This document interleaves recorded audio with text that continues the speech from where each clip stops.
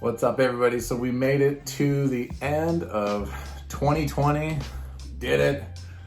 This one was a difficult year for many people. It was a really good year for some people. And for, I think, the majority, everyone was just kind of keeping their head down and just trying to stay busy and keep working and doing the best they could. So we did it either way, wherever you are in there.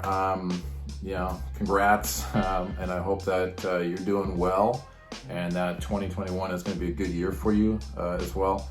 But what I want to do, something I always do kind of at the end of every year, just kind of reflecting, looking at things. Just give you a couple of my favorite books that I typically revisit or read every year, just to kind of get back in that groove of motivation, whatever you might need for you.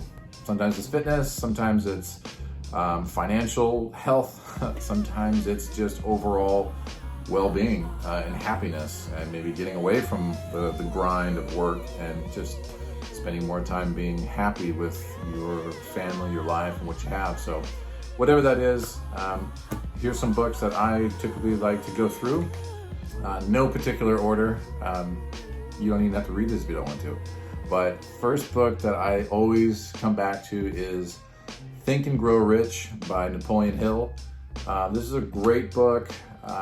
Napoleon Hill was kind of an apprentice under Andrew Carnegie and interviewed a ton of successful people back in those early days, just successful, wealthy business owners, just learning everything that he could about why they're so successful. What do they do? What are their morning routines like? How do they think intentionally about what they're doing? How do they set goals for themselves?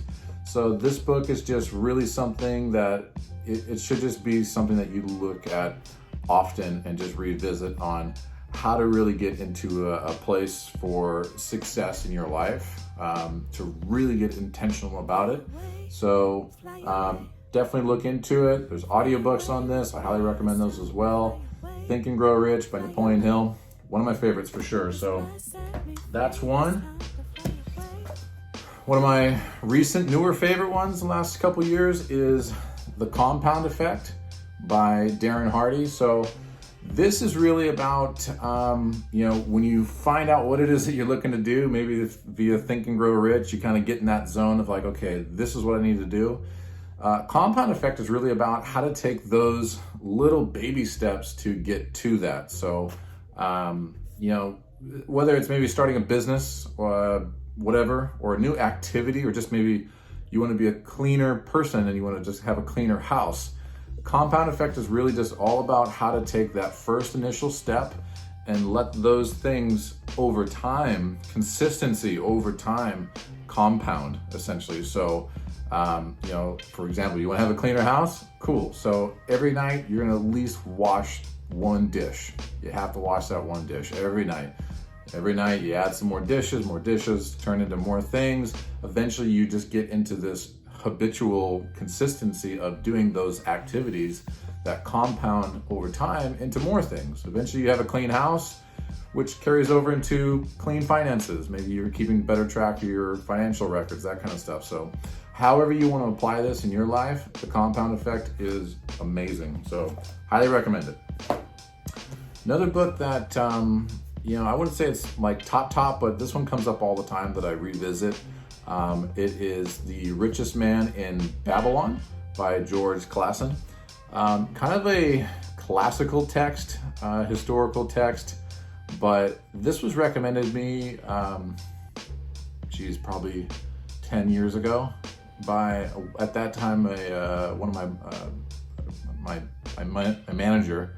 I had to spit it out there. My boss at the time, very smart man, PhD, very well-educated man, but had made a really good living for himself and financially free from having to get a paycheck and depending on other people for his financial well-being for his family. So this book, The Richest Man in Babylon, it's really just some good, solid, classic not business, but just financial basics. A lot of the principles in here, it's, if you earn, it's really old text. So they are talking about really, really old, Babylonian era text. So, but examples are, if you make 10 coins, always take one to put in your savings, bank, whatever you want to call it.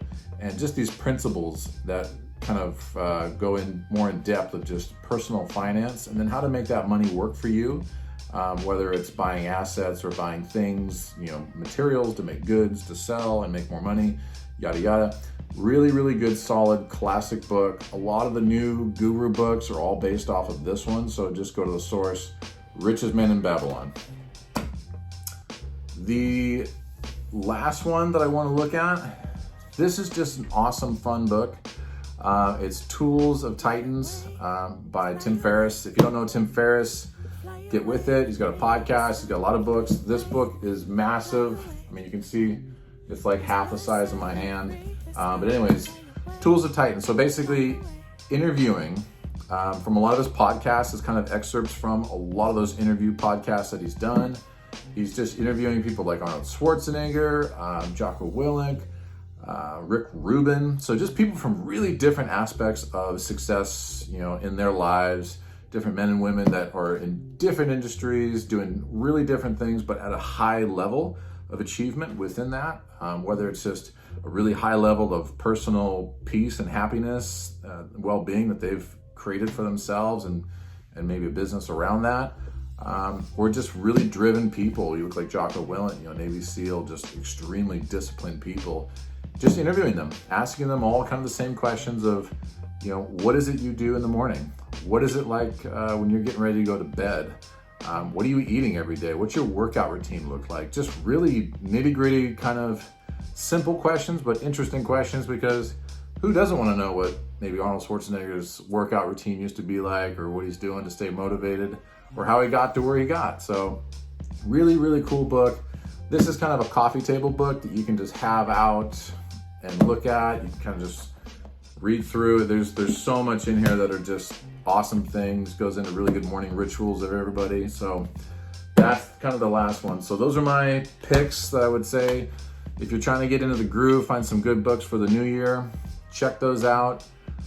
Otherwise, have a really, really solid New Year's Eve, and 2021 is gonna be good. I know it, I can feel it, it's gonna be good. It may not be as quick of a good start as what we're really hoping for. We might still be in the thick of some of the stuff that we're dealing with here, but we will get there. We've been through a lot in the past as a country, as people.